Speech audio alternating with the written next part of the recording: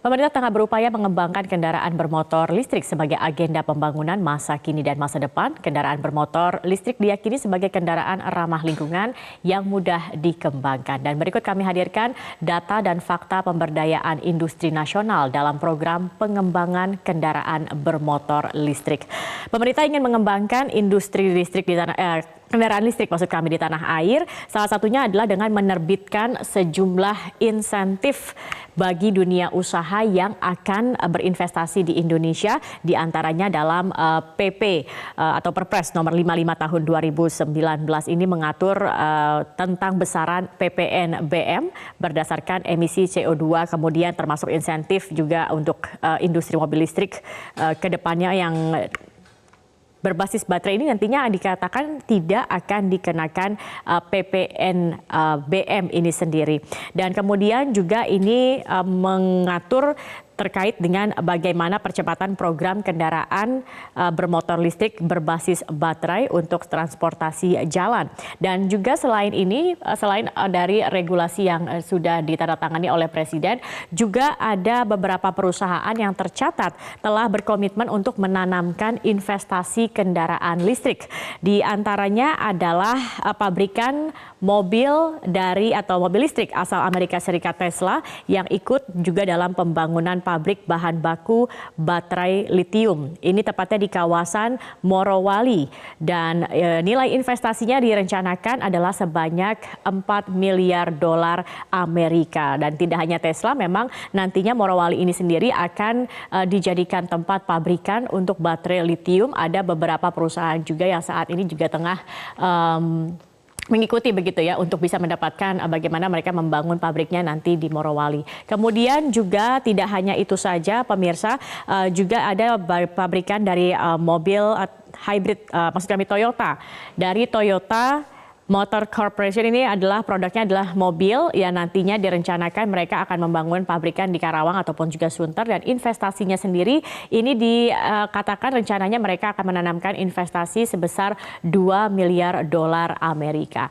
Selain Toyota, ini juga ada perusahaan Korea yaitu Hyundai Motor Co, dan mereka juga dikatakan ingin berinvestasi di sini mobil listrik, dan nanti juga direncananya akan membangun pabrik di Karawang, dan nilai investasi adalah sebesar 1 miliar dolar Amerika. Sementara itu kalau dari dalam negeri sendiri ini juga ada nama, kita lihat di data berikutnya, ada Bakri Auto Parts yang menggandeng BWD Auto, pabrikan asal Tiongkok, untuk mengembangkan bus listrik begitu. Jadi ini kendaraan komersial dan nanti rencananya lokasinya akan berada di Bekasi, Balaraja dan juga Lampung, dan untuk investasinya dikatakan ini akan sebanyak 1.000 hingga 2.000 unit per tahunnya. Selain itu juga ada kita lihat selanjutnya ada mobil anak bangsa atau MAB yang ini juga dikatakan akan membangun industri bus listrik. Dan sampai saat ini memang belum terkonfirmasi mengenai siapa mitra bisnis dan juga proses produksinya, tapi dikatakan ini akan memproduksi bus dan kendaraan komersial, dan juga lokasinya dikatakan akan berada di Magelang dan juga Subang, dengan kapasitas atau investasinya ini dikatakan adalah kurang lebih 1.200 unit per tahunnya. Dan termasuk juga saat ini pemerintah akan memberikan insentif untuk segera menggalakkan dari kendaraan listrik ini sendiri. Di antaranya adalah bea masuk impor kendaraan yang basis baterai, insentif dari PPNBM seperti yang saya tadi sudah jelaskan di awal.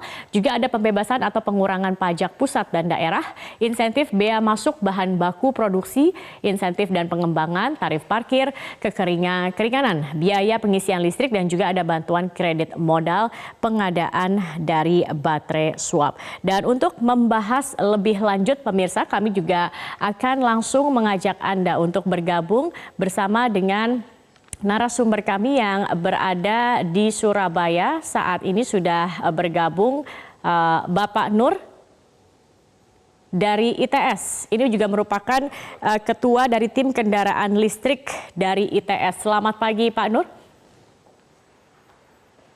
Selamat pagi Mbak. Ya Pak, kalau kita melihat saat ini bagaimana sebenarnya prospek dari kendaraan listrik di Indonesia?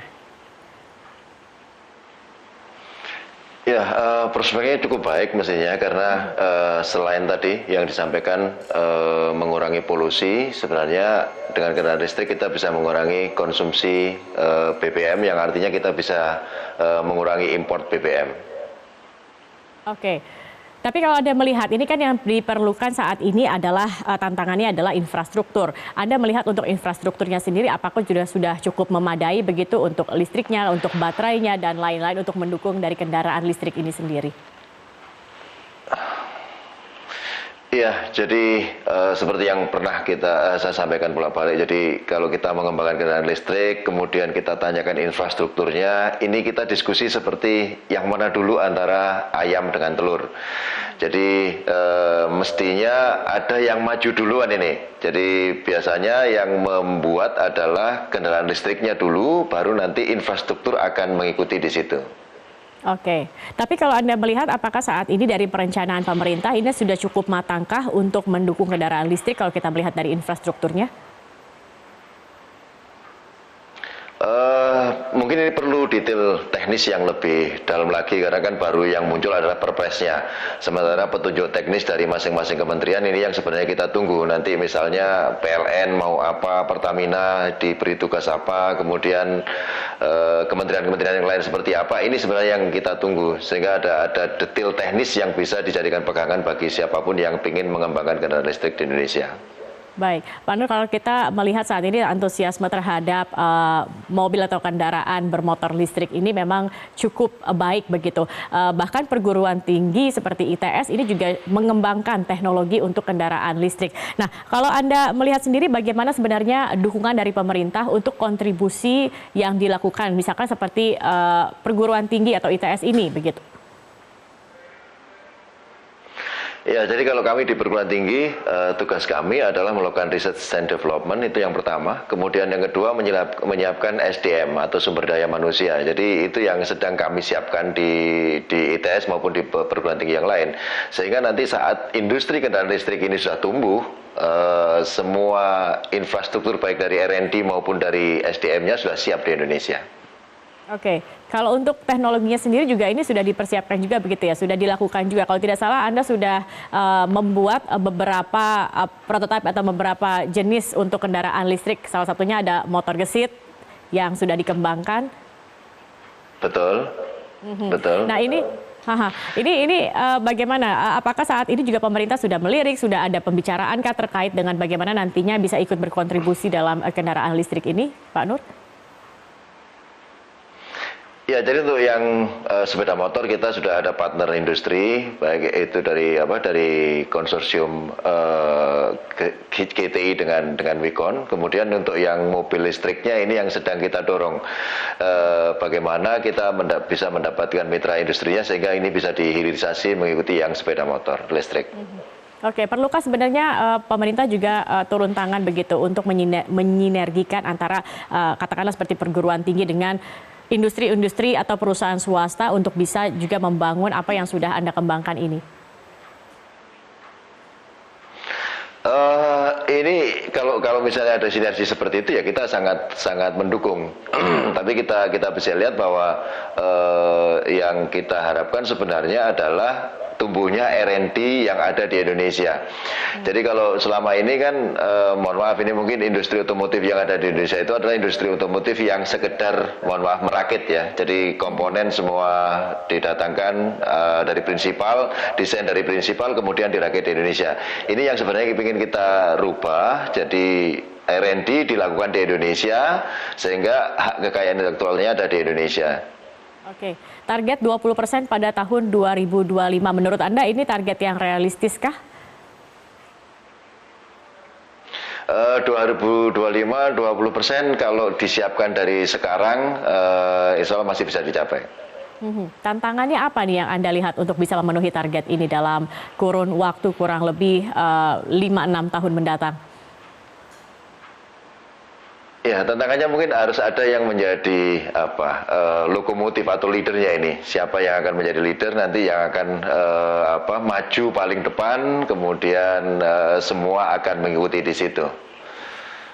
Oke, Pak Nur, kalau kita melihat salah satunya kendaraan listrik ini kan dirasa oleh masyarakat harganya masih cukup tinggi gitu, belum terjangkau. Salah satu komponen kalau saya tidak salah Pak Nur, ini yang paling mahal adalah dari baterainya. Ini kurang lebih 60% dari harga kendaraan listrik adalah dari baterainya seperti itu. Mungkin Anda bisa jelaskan juga kepada pemirsa, sebenarnya kalau kita breakdown begitu ya, apa saja sih yang membuat mobil listrik ini begitu fantastis harganya? Ya, jadi memang 60% atau 50-60% komponen kendaraan listrik itu ada di baterai harganya ya. Jadi ini yang mestinya menjadi fokus kita bersama. Bagaimana baterai ini bisa diproduksi di dalam negeri dan research di dalam negeri, sehingga kita tidak perlu lagi import baterai dari luar. Sehingga kalau kita tidak perlu import dengan menggunakan komponen yang ada dalam negeri, mungkin harganya bisa ditekan, jadi nanti harganya bisa lebih murah. Itu dari sisi hulunya. Kemudian dari sisi hilirnya ya ini mesti butuh berbagai macam kebijakan dari pemerintah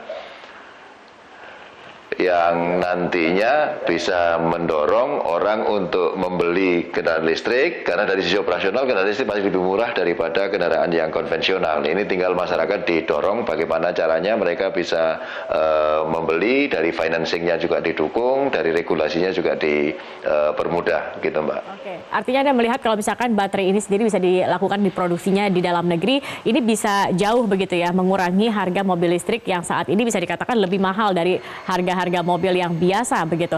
Nah, mungkin terakhir juga dari Anda mengatakan tadi di awal bahwa ini salah satu solusi untuk mengurangi polusi, tetapi dari baterai tadi yang Anda katakan, ini juga bisa membawa sebuah tanda kutip polusi baru begitu yang dikhawatirkan. Nah, dampak bagi lingkungan ke depannya dengan mobil listrik ini akan seperti apa? Dan terakhir mungkin masukan Pak Nur dari Anda, bagaimana juga untuk mobil listrik ke depannya di Indonesia dapat berjalan dan dapat sesuai target yang sudah dicanangkan oleh pemerintah.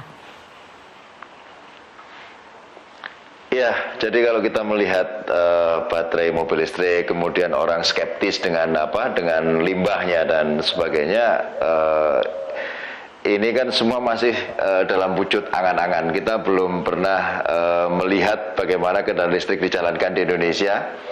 Kemudian baterainya nanti limbahnya seperti apa. Tapi saya rasa itu adalah tantangan engineering. Artinya gini, pasti nanti suatu saat akan ada orang-orang yang fokus pada bagaimana caranya merecover limbah atau mentreatment limbah dari baterai tersebut. Contohnya yang dilakukan oleh kawan-kawan di UGM, mereka berhasil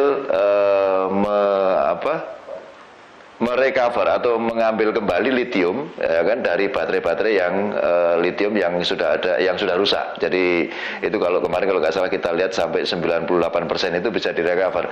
Nah, ini baru teknologi awal ya kan. Kemudian kita juga bisa kembangkan baterai-baterai yang tidak mengandung litium atau mungkin yang tidak mengandung limbah yang berbahaya. Itu yang ke depan yang mestinya kita kembangkan. Oke. Masukan Anda terakhir mungkin kemudian, untuk terkait dengan kendaraan listrik ini? Iya, jadi gini, kalau masukan mungkin bagi kita semua. Jadi kendaraan listrik ini kalau di luar negeri sudah terbukti merupakan kendaraan yang paling aman gitu ya. Jadi kalau di kita itu kan orang terlalu skeptis, terlalu memandang ini listriknya tidak ada, baterainya mahal dan sebagainya dan sebagainya. Kalau saran saya simple dari seorang engineer, kita coba dulu, kita rasakan, nanti kita lihat bagaimana hasilnya gitu. Baik. Terima kasih Dr. Muhammad Nur Yuniarto, pakar kendaraan listrik ITS. Kita akan tunggu ya seperti apa nanti implementasi dari kendaraan listrik, dan kita tunggu juga karya-karya ini dari anak bangsa dari ITS dalam kontribusinya untuk kendaraan bermotor listrik. Terima kasih sudah bergabung bersama kami di Metro Pagi Prime Time.